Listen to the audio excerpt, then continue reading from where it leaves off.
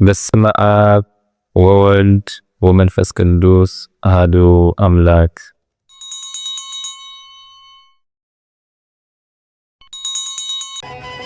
በስመ አብ ወወልድ ወመንፈስ ቅዱስ አሐዱ አምላክ አሜን። ዕለት 28 መጋቢት ዝንበብ ስንክሳር። ብሰላም አጀሚሩ ብሰላም ይፈጽመና ናይቲ ልዑል እግዚአብሔር አምላኽና ቅዱስ ፈቃዱ ይኹን። ኣብዚ ዕለት እዚኣ ጻድቕ ቆስጠንጢኖስ ንጉስ ዓረፈ። ነዚ ቅዱስ እዚ ስም ኣቦኡ ቁንስጣ እዩ። እዚ ማለት ድማ ሓምላዊ እዩ። ስም ኣዲኡ ድማ እሌኒ። ቁንስጣ ኣብ ልዕሊ ሃገረ በራንጢዩ ነጊሱ ነበረ። መክስሚያኖስ ድማ ኣብ ልዕሊ ሃገረ ሮምን አንጾኪያን ግብፅን ነገሰ። ቁንስጣ ኣረማዊ ክነሱ ሓቂ ዝፈቱ ክፍኣት ዘይብሉ ርህራሄን ሕያውነትን ዝነበሮ እዩ። ናብ ሃገረ ሮሃ ከይዱ ንእሌኒ ምስ ረኸባ ክርስቲያናዊት ክንሳ ኣእተዋ እሞ ንቆስጠንጢኖስ ፀነሰት። ቁንስጣ ንእሌኒ ኣብኡ ገዲፍዋ ናብ ሃገረ በራንጢዩ ምስ ተመልሰ እሌኒ ንቆስጠንጢኖስ ወለደቶ። ብጽቡቕ ኣተዓባብያ ድማ ንዕበየቶ። ኩሉ ትምህርቲ ኸዓ መሃረቶ። ኣብ ልዕሊ ህዝቢ ክርስቲያን ምሕረትን ሕያውነትን ክገብር ኣብ ልቡ ጥዑም ዘረባ ትዘርእ ነበረት። ኮይኑ ግና ጥምቀት ክርስትና ከተጠምቆ ኣይደፈረትን። ምስ ዓበየ ፈረስ ብምግላብ ሓያል ኮነ። ድሕሪ ተላዒሉ ኸዓ ናብ ኣቦኡ ናብ ሃገረ ሮሃ ኸደ። ኣቦኡ ምስ ረኣዮ ብጥበብን ብኣእምሮን ሙሉእ ፈረስ ብምግላብ ሓያል ኮይኑ ስለ ዝረኸቦ ብኡ ተሓጐሰ። ሽዑ ኣንጊሱ ብኣኽሊል መንግስቱ ኣገረሞ። ብድሕሪ 2 ዓመት ኣቦኡ ዓረፈ እሞ ሙሉእ መንግስቲ ኣቦኡ ምስ ተረከበ ፍትሕን ቅንዕናን ገበረ። ቅድሚኡ ዝነበሩ ነገስታት ዝገበርዎም ንዝነብሩ ሰባት ሓርነት ሃበ።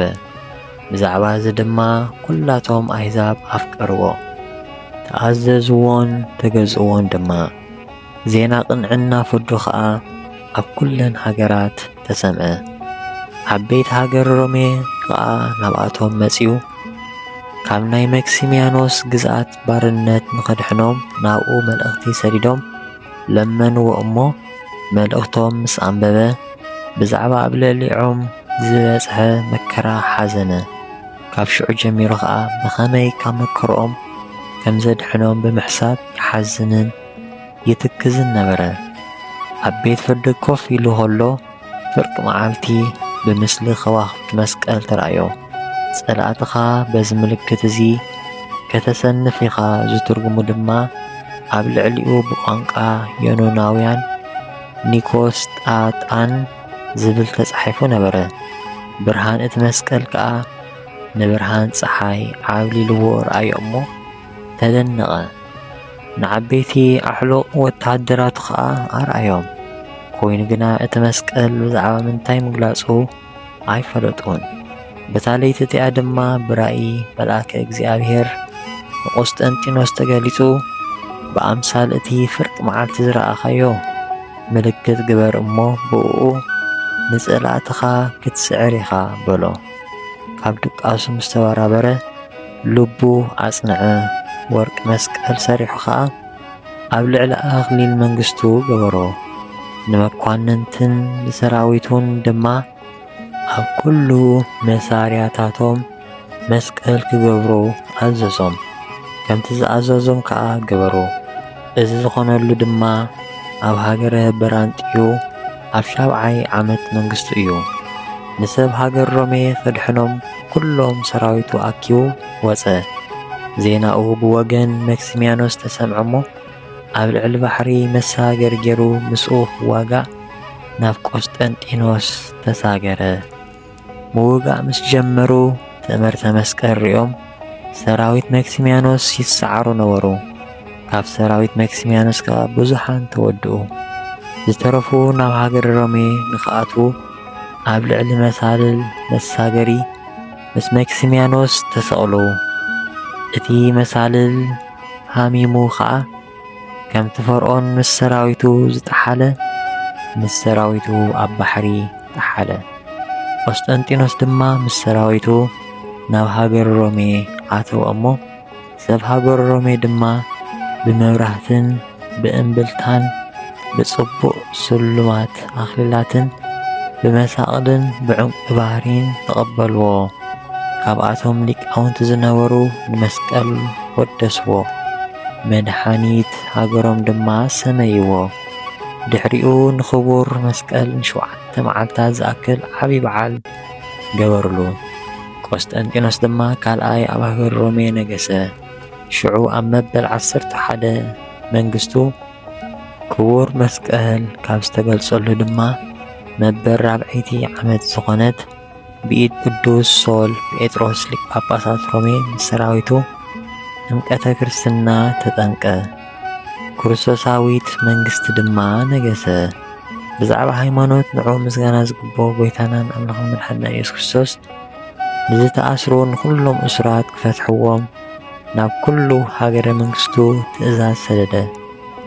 ካልኣይ ድማ ንክርስቲያን ከኽብርዎም ንካህናት ገንዘብ ኣብያተ ጣዖታትን ምድሮምን ክህብዎም ኣዘዘ።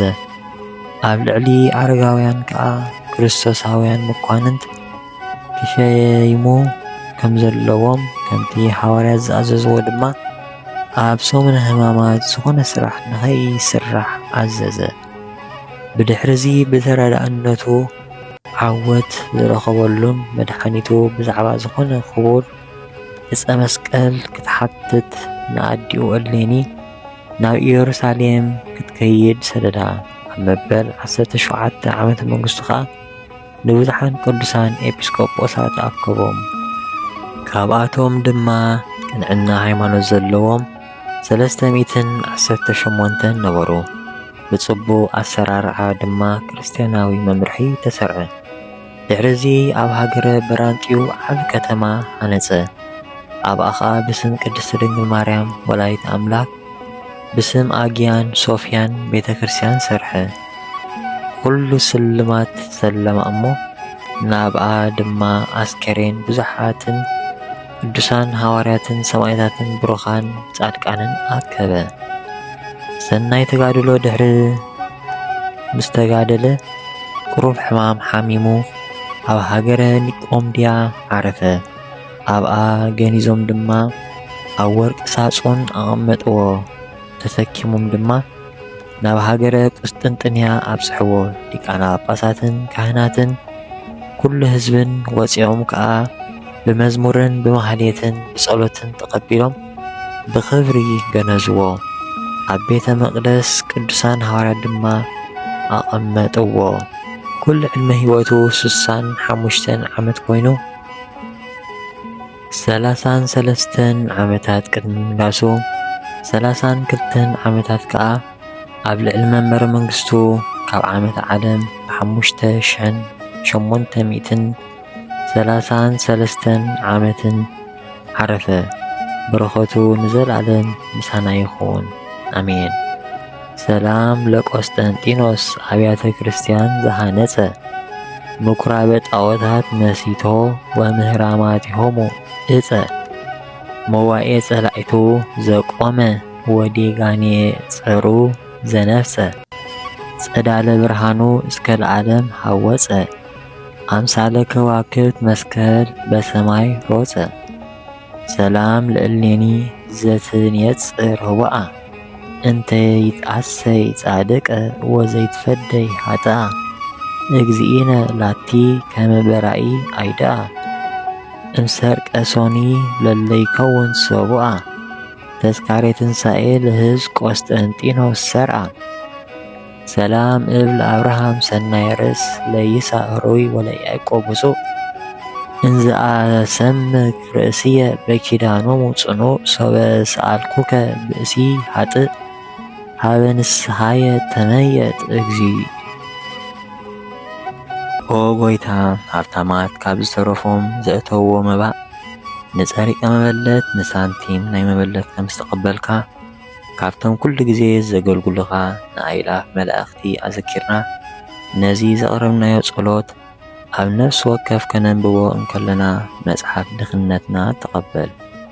ቅዱሳን ነቢያትን ሰባኽያን ሐዋርያትን ጻድቃንን ሰማዕታትን ትጉሃን መላእኽትን ከምኡውን ደናግል መነኮሳት ሄራን ካብ ንእሽተይ ህፃን ክሳዕ ዓብዪ ኣረጋዊ ኣብዛ ቦታ ተኣኪቦም ንዘለዉ ቡራኬ ባርኹ።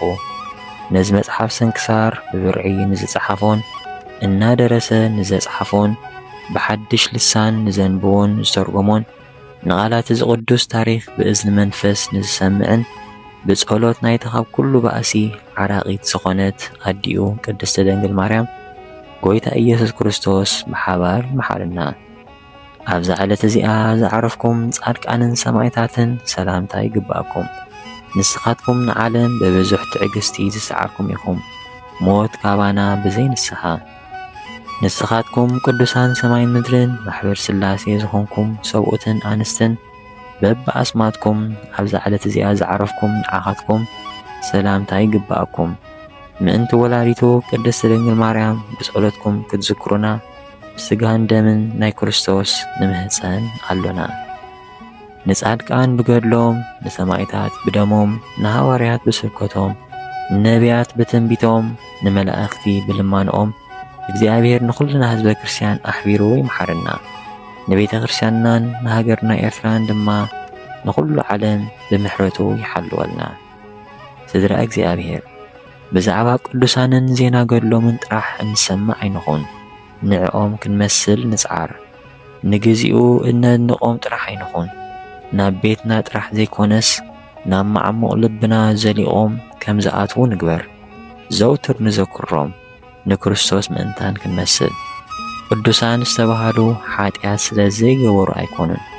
ቅዱሳን ዝተባሃሉ ንኃጢአት ስለ ዝተቓለስዋ እዮም። ንሕና ድማ ኣሰሮም ንስዓብ። ንእግዚአብሔር ከመይ ገይሮም ክሳዕ መወዳእታ ከም ዘፍቀርዎን ከም ዝተኣዘዝዎን ተመልኪትና ብኡኡ መንገዲ ንመላለስ።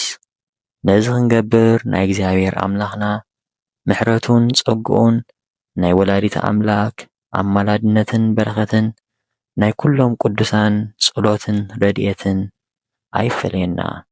ስብሃት ለእግዚአብሔር ልዑል ወለወላዲቱ ድንግል ወለመስቀሉ ክቡር አሜን።